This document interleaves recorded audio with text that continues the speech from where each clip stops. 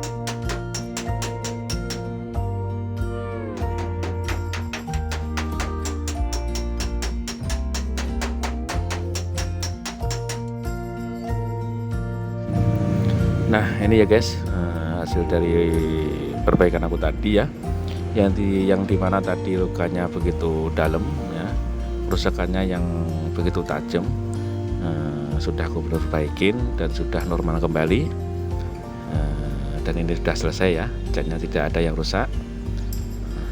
Oke, terima kasih teman-teman yang sudah menonton dari video aku. Dan bagi teman-teman yang baru menemukan channel aku, jangan lupa like, comment, share, and subscribe di Rian Channel. Oke, terima kasih.